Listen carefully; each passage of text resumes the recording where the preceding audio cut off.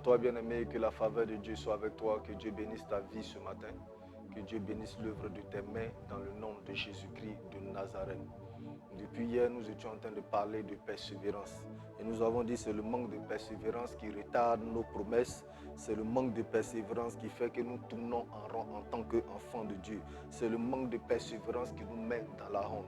Et ce matin, tu es peut-être quelque part et tu es prêt à abandonner parce que tu es fatigué de combattre. Ce matin, je suis l'ange que le Seigneur t'envoie ce matin pour te dire, n'abandonne pas, ne relâche pas, relève-toi et continue. La victoire n'est pas loin de toi, n'abandonne pas. Et ce matin encore, nous parlerons de persévérance. Et nous lirons notre texte de base dans Hébreux chapitre 6 au verset 12. En sorte que vous ne relâchez point et que vous imitiez ceux qui par la foi et la persévérance héritent des promesses. Bien-aimé, l'une des choses qui fait que tu dois accepter de persévérer, tu dois décider de persévérer, c'est que ta destinée forcément va t'exposer. Ta destinée qui est si grande, ta destinée qui est si glorieuse, va t'amener forcément à avoir des ennemis dans ta famille, des ennemis dans le village, des ennemis dans le quartier, des ennemis même au travail. La jalousie va se lever forcément contre toi. Bien-aimé, toutes ces choses font que tu as besoin de combattre pour rentrer dans ta destinée. Et sans combat, tu ne peux pas t'en sortir. La Bible déclare dans Matthieu chapitre 11 au verset 12. Depuis le temps de Jean-Baptiste jusqu'à présent, le royaume des cieux est forcé et ce sont les violents qui s'en accaparent. Le combat va être rude parce que tes ennemis ne voudront pas te voir être à la place de l'honneur. Tes ennemis voudront toujours te voir à la place du déshonneur, à la place de la misère. Mais bien aimé, si tu ne décides pas de persévérer, tu n'y arriveras pas. Pourquoi? Parce que quand tes ennemis se lèvent contre toi, cela va enclencher forcément un combat.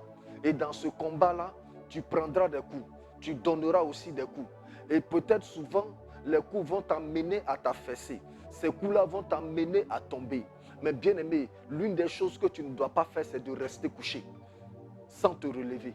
Même si les coups que tu as reçus de la part de tes ennemis t'ont fait coucher, relève-toi et continue à persévérer. Continue à aller de l'avant. Ne t'assois pas pour pleurer. Ne te couche pas pour pleurer. Ne te couche pas pour accuser Dieu. Ne te couche pas pour accuser tous ceux qui sont autour de toi. C'est l'ennemi qui ne veut pas te voir à la place d'honneur. C'est Satan et ses démons qui veulent te voir dans la souffrance. Ce n'est pas tes frères et sœurs. C'est pourquoi tu dois te lever pour persévérer. Bien-aimé, ton succès dépendra de ta persévérance. Ta réussite dépendra de ta persévérance. La gloire que tu vas avoir dans ton histoire dépendra de ta persévérance. La persévérance, c'est la clé formidable qui fera de toi un champion. La persévérance, c'est la clé qui va donner la réalisation au rêve que tu as eu. Bien-aimé, si tu ne te lèves pas pour persévérer, ton rêve ne se réalisera jamais.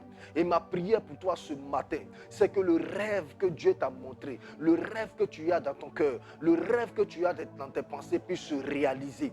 Et je prie que Dieu te donne la force, que Dieu te donne la restauration pour que tu réalises ce rêve-là dans le nom de Jésus-Christ de Nazareth. Je suis venu te dire ce matin que tu ne dois pas abandonner ce rêve-là. Oui, bien-aimé, tu ne dois pas abandonner ce rêve. Et si tu dois réussir, c'est forcément la persévérance qui est la clé pour ouvrir la porte. Persévère, ne baisse pas les bras. Devant l'adversité, ne baisse pas les bras. Devant les attaques, ne baisse pas les bras. Regarde ce que la Bible déclare dans Matthieu chapitre 24 au verset 13.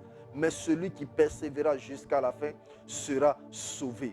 Bien-aimé, si tu persévères, tu seras sauvé.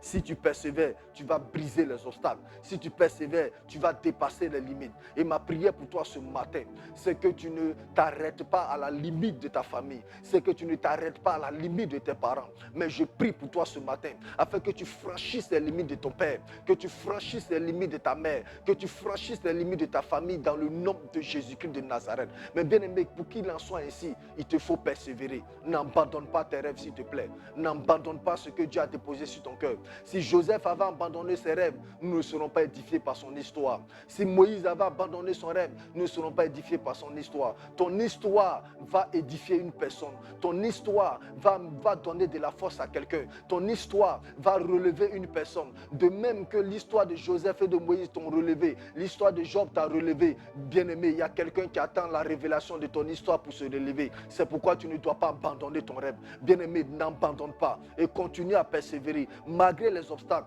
persévère car la victoire sera de ton côté. Shalom à toi.